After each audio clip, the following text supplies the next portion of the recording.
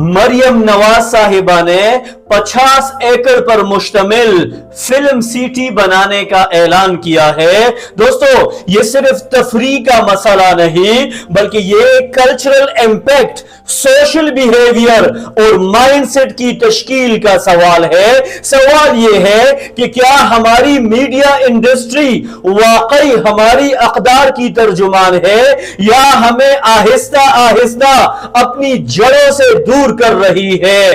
Pakistani drama और film industry पिछले कई दिहाइयों से अवाम पर असरअंदाज हो रही है, लेकिन अफसोस के साथ कहना पड़ता है कि इसका ओवरऑल इंपैक्ट, नेगेटिव ट्रेंड और सोशल डायरेक्शन ज्यादातर गलत सिमत में जा रहा है।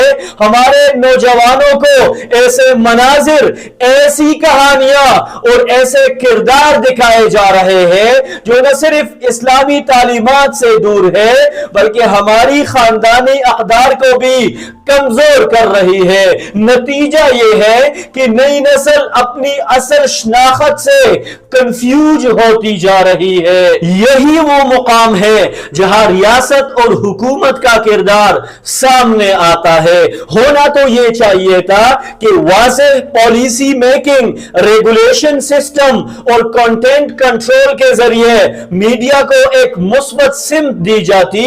दुनिया के कई ममालिक ने यह काम किया है जहां उन्होंने अपनी सकाफत और अक़दार को महफूज रखते हुए मीडिया को इस्तेमाल किया, लेकिन पाकिस्तान में इस हवाले से संजीदगी कम नजर आती है और यही खला मुआशरती बिगाड़ को बढ़ा रहा है। अगर हम दीगर ममालिक को देखें, खास तौर पर तुर्की को देखें, तो वहां मीडिया को एक पावरफुल टूल, कल्चरल रिप्रेजेंटेशन और नेशनल इमेज के तौर पर इस्तेमाल किया गया। उनके ड्रामे न सिर्फ अपने मुल्क में बल्कि दुनिया भर में देखे जाते हैं और उनमें अपनी तारीख, मजहब और अक़दार को खूबसूरती से पेश किया गया। सवाल यह है कि हम क्यों ऐसा नहीं कर सकते? क्या हमारे पास सलाहियत या वसाइल की कमी है या नीयत का फुक़दान है? यहां एक अहम पहलू तरजीहात का भी है। अगर हम पंजाब के देहाती इलाकों की तरफ देखें तो वहां के लोग आज भी बुनियादी सहूलियात से महरूम हैं। इन्हें एजुकेशन सिस्टम, हेल्थ केयर और बेसिक फैसिलिटीज की अशद जरूरत है। ऐसे में मरियम नवाज समेत क़यादत की जिम्मेदारी बनती है कि वो अपनी तरजीहात को अवामी मसाइल के मुताबिक तरतीब दे। जब लोग गुर्बत, बेरोजगारी और सहूलियात की कमी का शिकार हो तो बड़े मंसूबों के बजाय इनकी बुनियादी जरूरियात को पूरा करना ज्यादा अहम होता है। यही असल गवर्नेंस और अवामी खिदमत का तकाजा है।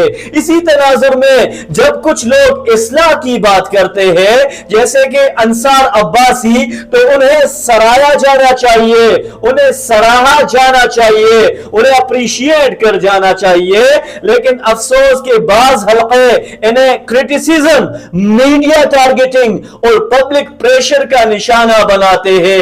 हकीकत यह है कि इस्लाह की आवाज को दबाना नहीं बल्कि सुनना चाहिए।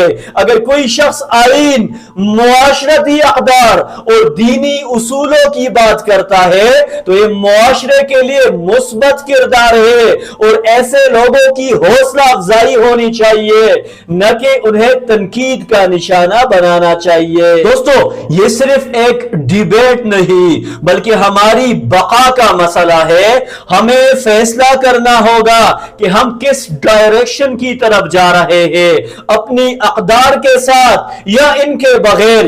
यह वक्त है कि हम कलेक्टिव एफर्ट, नेशनल रिस्पॉन्सिबिलिटी और फ्यूचर विजन के साथ आगे बढ़े। अगर हमने आज सही फैसला न किया तो आने वाली नस्लें हमें कभी माफ नहीं करेगी।